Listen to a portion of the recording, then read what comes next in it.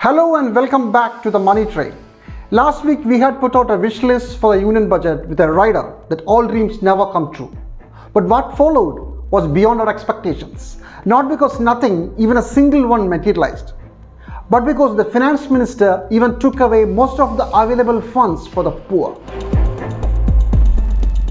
A bloodbath for the social security schemes, a loot from the budget allocation for farmers, siphoning away needed funds for health and education, one of the most unkindest budgets in the most painful times.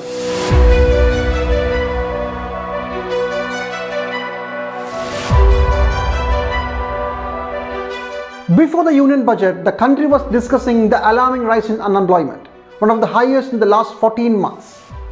Ever since COVID, 1 crore 40 lakh jobs had been lost.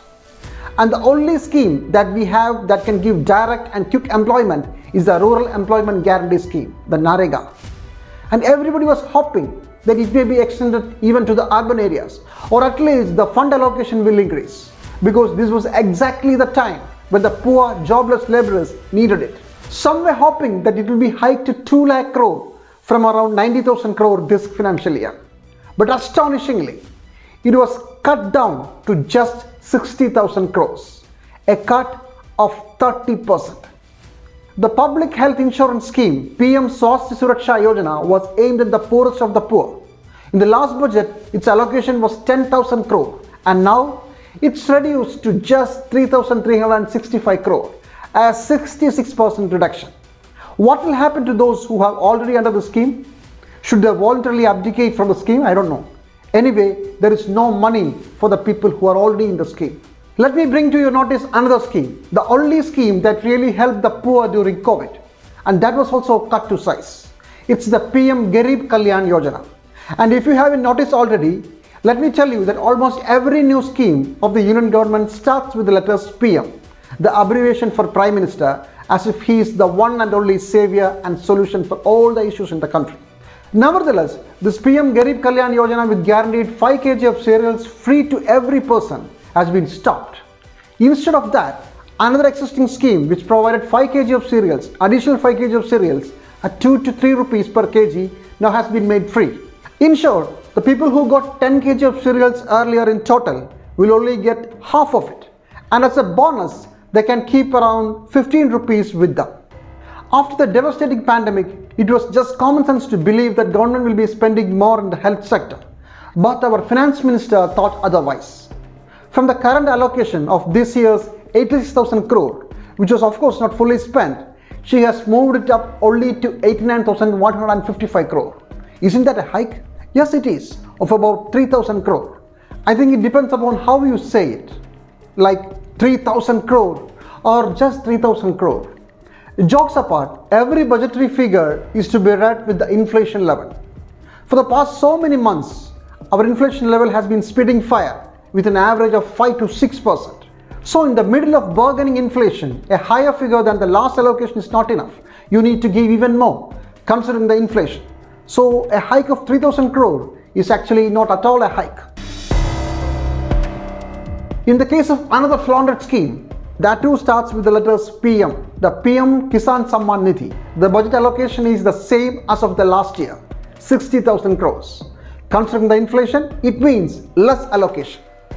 Paying 6,000 rupees each to about 10 crore farmers, this scheme should have got more attention.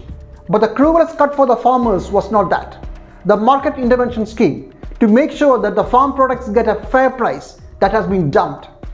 Last year, the allocation was 1,500 crore, and for the next year, in this budget, it's just 1 lakh rupees. Yes, from 1,500 crore to 1 lakh rupees. I am not saying that there is absolutely nothing for the poor, the majority. There are some. But the major thrust in the budget is somewhere else. It's the capital investment sector as usual. Nirmala Sitharaman has moved up its allocation by 33% to reach 10 lakh crore. And half of which will be spent on railways and roadways. Very impressive. But let's have a closer look.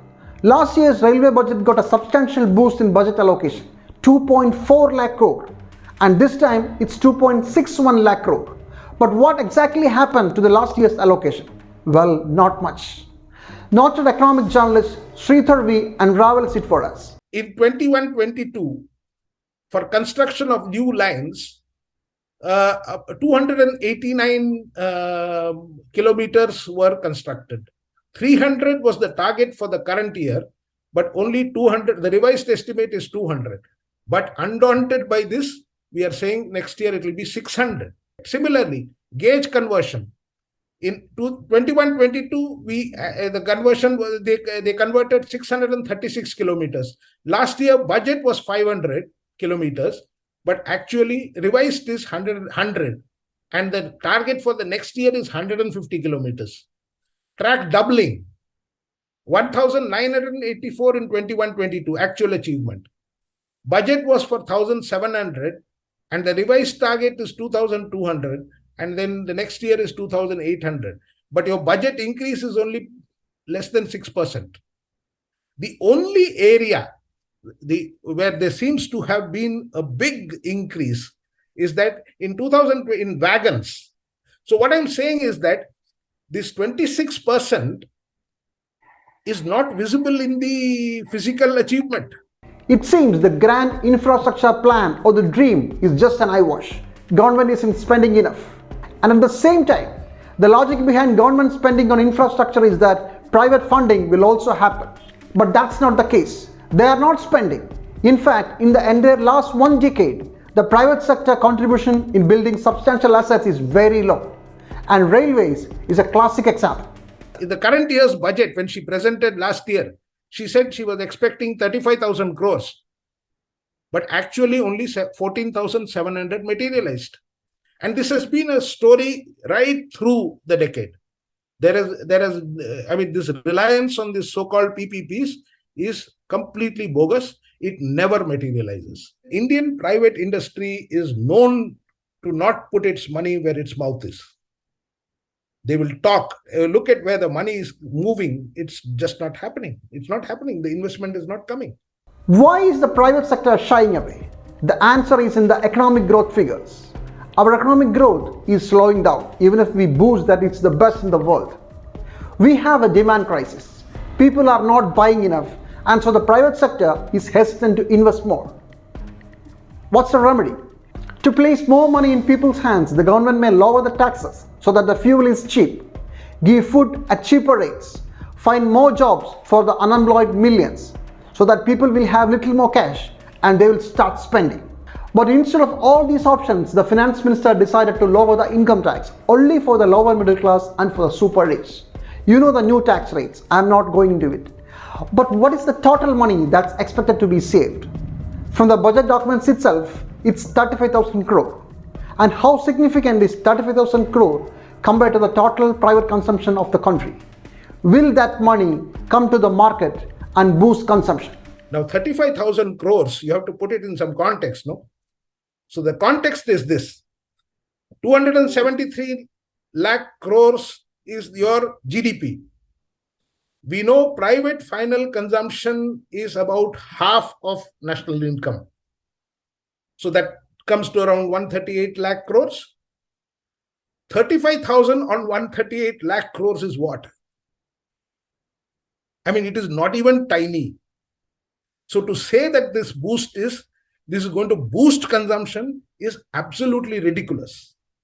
Moreover, it's basic economics that the people of the lower strata of the society, the poor, spend more than others.